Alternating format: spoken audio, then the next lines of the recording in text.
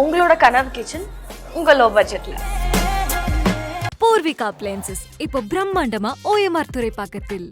என் Lingusamy presence Nanda Periyasamy இயக்கத்தில் சமுத்திரக்கனியின் திருமாணிக்கம் வெற்றி நடை போடுகிறது. வணக்கத்திற்கும் உரிய நம்முடைய கேப்டன் விஜயகாந்த் அவர்களினுடைய நினைவை போற்றுகிற நாள் இன்று. எந்த பின்புலமும் இல்லாது திரையுலகிற்கு வந்து நீண்ட நாட்கள் போராடி தன்னைத்தானே செதுக்கி வளர்த்து கொண்டு எல்லா மக்களாலும் நேசிக்கப்படக்கூடிய ஒரு புரட்சி கலைஞராக உயர்ந்து அன்பாக எல்லோராலும் கேப்டன் என்று அழைக்கப்படுகிற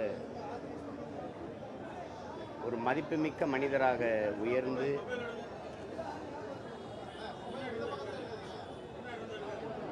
எளிய பின்புலத்திலிருந்து வந்ததனாலேயே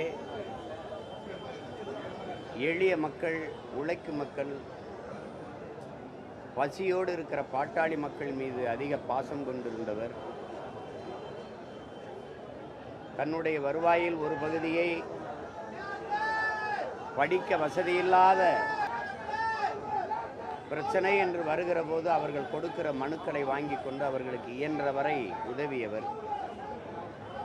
என் போன்றவர்கள் அருகிலிருந்தே அதை நாங்கள் பார்த்தவர்கள். தான் கஷ்டப்பட்டு வந்தது போல கஷ்டப்படுகிற நடிகர்களுக்கெல்லாம் தன்னுடைய படங்களில் வாய்ப்பு கொடுத்து வளர்த்து அழகு பார்த்தவர். வாய்ப்பு தேடுகிற வாய்ப்பற்ற புதிய இயக்குநர்களுக்கு வாய்ப்பு கொடுத்து வளர்த்து விட்டவர். குறிப்பாக திரைப்பட கல்லூரியில் படித்த மாணவர்களை திரையுலகில் கொண்டு வந்து அடையாளப்படுத்தி மிகப்பெரிய ஆளுமைகளாக வளர்த்து விட்டவர். அண்ணன் ஆபாபானன், அரவிந்தராஜ், அருண் பாண்டியன், ராம்கி போன்றவர்கள் எல்லாம் இன்னைக்கு மிகப்பெரிய அடையாளமாக இருக்கிறார்கள் என்றால் அது யாராலும் மறக்கவோ மறுக்கவோ முடியாது. அது கேப்டன் அவர்களால் தான்.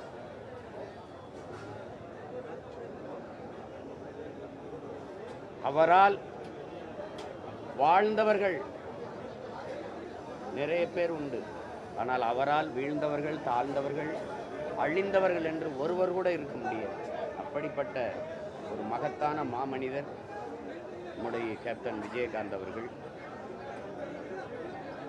எல்லோரோடும் சமமாக அன்பாக பழகக்கூடியவர். படப்பிடிப்பு தளங்களிலும் சரி, பொது இடங்களிலும் சரி, யாரை சந்தித்தாலும் சம உணர்வோடு சம அன்போடு சந்திப்பார். படப்பிடிப்பு தளங்களில் இவர் தண்ணி கொடுக்கிறவர் தானே, இவர் உணவு கொடுக்கிறவர் தானே, இவர் சாதாரண தொழிலாளி தானே என்ற பாகுபாடு இல்லாது எல்லோருக்கும் சமமான மதிப்பும் அன்பும் காட்டக்கூடிய ஒரு மகத்தான மனிதர் நம்முடைய கேப்டன் விஜயகாந்த் அவர்கள். இந்த மண்ணுக்கு மக்களுக்கும் ஏதாவது நல்லது செய்ய வேண்டும் என்கிற பேராவலில் தேசிய முற்போக்கு திராவிடர் கழகம் என்ற ஒரு அரசியல் அமைப்பை தொடங்கி, அதுவும் ஆளுமைகளாக இருந்த ஐயா கருணாநிதி அவர்கள், அம்மா ஜெயலலிதா அவர்கள் இருக்கிற போதே எதிர்த்து இருவரும் இருக்கும்போதே அரசியல் கட்சி தொடங்கியது. அவருக்கு பிறகு நாங்கள் வந்தோம். நாங்கள் மட்டும்தான் அந்த இரண்டு பெரிய ஆளுமைகள் இருக்கும்போது அரசியல் கட்சி தொடங்கி வந்தவர்கள். அதில் முதல் தேர்தலிலேயே 8 விழுக்காடு தொட்டு அங்கீகாரத்தை பெற்று முதல் தேர்தலிலே நின்ற இடத்தில் வென்று சட்டசபைக்குள் சென்று சாதித்தவர். பிறகு அடுத்த தேர்தலில் வென்று எதிர்க்கட்சி தலைவராக இருந்து திறம்பட செயலாற்றிய பெருந்தகை நம்முடைய கேப்டன் அவர்கள். அவரை பற்றி பேசிக்கொண்டே இருக்கலாம். அவ்வளவு இனிமையான நல் நினைவுகள் அவரோடு பழகிய எல்லோருக்கும் இருக்கும். அப்படி ஒரு மகத்தான மனிதரை நாம் இழந்திருப்பது என்பது மிகவும் துயரமானது. இன்னும் ஒரு 10 ஆண்டுகள் அவர் இருந்திருப்பாரேயானால் தமிழகத்தில் ஒரு மிகப்பெரிய மாற்று அரசியல் ஆற்றலாக அவர் வளர்ந்திருப்பார், உருவாகி இருப்பார்.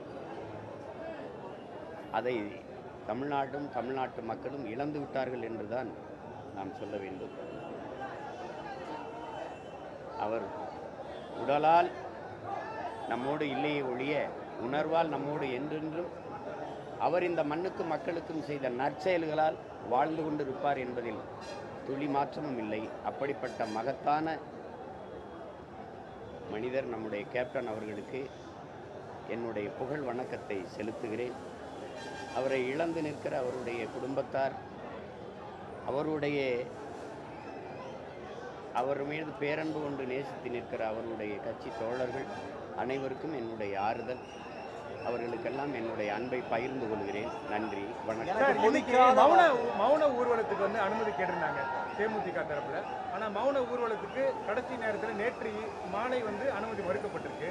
காலையிலேயும் பேச்சுவார்த்தை நடத்தும் போது கூட அனுமதி மறுக்கப்பட்டிருக்கு. இது இந்த செயலை எப்படி பார்க்குறீங்க? இப்போ தடையை மீறி அவங்க போய் நடையை மீறி வந்து காவல்துறை தடுக்கிறாங்க. இது அவசியமற்றது. ஏன்னா நீங்கள் ஒரு நினைவை போற்றுகிற ஊர்வலம் என்பது ஆர்ப்பாட்டம் இல்லாமல் அமைதியாக தான் வரும். ஒரு ஆரவாரம் இருக்காது, கத்தி சத்தம் போட மாட்டாங்க. அப்படி இருக்கும்போது அதை அனுமதிச்சிருக்கணும். அதை வந்து அனுமதிக்காததுங்கிறது அவ்வளோ பெரிய ஒரு மகத்தான மனிதருக்கு கொடுக்குற அவமதிப்பாக தான் நான் அதை கருதுகிறேன். அது தேவையற்றது. சட்டம் ஒழுங்கு சீர்கெடுக்கும் தெரிஞ்சே பல இடங்கள் அனுமதி கொடுத்த அரசு இந்த ஊர்வலத்திற்கு மறுத்திருக்க கூடாது என்பதுதான் என்னுடைய கருத்து. எனக்கு பிடிக்காத வார்த்தை மன்னிப்புன்னு சொல்லுவார். மன்னிக்க கூடாது அப்படிங்கிறதுல இல்லை, அதாவது தவறே நடக்கக்கூடாதுங்கிறதுல இருக்கிற எதிர்பார்ப்பின் வெளிப்பாடு தான் எனக்கு பிடிக்காத வார்த்தை மன்னிப்பு. தவறே செய்யக்கூடாதுன்னு அவர் எதிர்பார்த்ததினுடைய மன்னிக்கிறவன் தான் வந்து மகத்தான மனிதன் இருக்குது. அதை தாண்டி அவர் சொல்கிறாருன்னா தவறு செய்யக்கூடாது அப்படிங்கிற அந்த எதிர்பார்ப்பிலிருந்து சொல்லியிருக்காரு. அண்ணா பல்கலைக்கழக மாணவி வன்கொடுமை, பாலியல் வன்கொடுமை விவகாரத்தில் இந்த எஃப்ஐஆர் காப்பி வெளியே வந்தது. காவல் ஆணையர் அருண் ஒரு தகவலை சொல்றாரு, அமைச்சர் கோவிசெல்வி ஒரு தகவல் சொல்றாரு. இதெல்லாம் பார்த்துருப்பீங்க. அது இப்போ அதை நான் வேற இடத்துல பேசுகிறேன், இதுக்கு அதுதான் நேரம் இல்லை. அது நன்றி. சாப்பாடு விஷயத்துல அவர் வந்து எல்லாருக்குமே ஒரு சமமான சாப்பாடு சினிமாவில் கொண்டு வந்தார். எல்லாருக்குமே சாப்பாடு போடுறாரு. இல்லை, அது அவர் என்ன சாப்பிட்றாரோ அந்த சாப்பாடு படப்பிடிப்பு தளத்தில் எல்லாருக்கும் போயிருக்கான்னு பார்ப்பார். தன்னோட நடிக்கிற சக நடிகர்கள் மட்டும் இல்லை, படத்தில் பணியாற்றுகிற கடைநிலை ஊழியருக்கு கூட அந்த உணவு போயிருக்கான்னு பார்ப்பார். அது காரணம் அவருடைய ஆகச்சிறந்த மாண்பு கொண்ட மனிதர். அதனால தான் அவர் தன்னை போல எல்லோரையும் நேசிக்கக்கூடிய ஒரு பண்பாளர். அதுதான் நாங்கள்லாம் நெருங்கி பழகியிருக்கோம். உதவி இயக்குனராக இருக்கிற காலத்தில் நெருங்கி பழகியிருக்கோம். என் மேலெல்லாம் பேரன்பு கொண்டவர். அது நாங்கள் கேப்டன் ரொம்ப செல்லமாக அன்பாக அழைக்கக்கூடிய பிள்ளைகள். அது நான் அருகிலிருந்து பார்த்தேன். அவர் வந்து படப்பிடிப்பு இல்லாத நாட்களில் வீட்டில் அலுவலகத்திலிருந்து மனுக்களை வாங்கி தன்னுடைய உதவியாளர்கிட்ட கொடுத்து என்னென்ன பிரச்சனையோ அதெல்லாம் தீர்க்க சொல்வார். அவரால் படித்த ஐஏஎஸ் ஐபிஎஸ் இன்றைக்கி ஆயிரக்கணக்கான பேர் இருப்பாங்க, யாரும் அதை மறுக்க முடியாது. இப்போ எங்கள் ஐயா சைதை துரைசாமி அவர்கள்லாம் ஒரு அமைப்பு வச்சுருக்காங்க, மனிதநேய அறக்கட்டளை. இவர் எந்த அமைப்புமே இல்லாத பல பேரை படிக்க வச்சு உயர் அதிகாரிகளாக உயர்த்தி விட்டார். அதை நீங்கள் பார்த்துருப்பீங்க. அவர் மரணித்திருக்கிற போது அவர்கள்லாம் வந்து அவருக்கு வணக்கம் செலுத்துறதுலேயே நீங்கள் தெரிஞ்சிருப்பீங்க. நன்றி. உங்களோட கனவு கிச்சன் உங்கள் லோ பட்ஜெட்ல. பூர்விகா அப்ளையன்சஸ் இப்போ பிரம்மாண்டமா OMR துறைப்பாக்கத்தில். என் லிங்குசாமி பிரசன்ஸ் நந்தா பெரியசாமி இயக்கத்தில் சமுத்திரக்கனியின் திருமாணிக்கம் வெற்றி நடை போடுகிறது.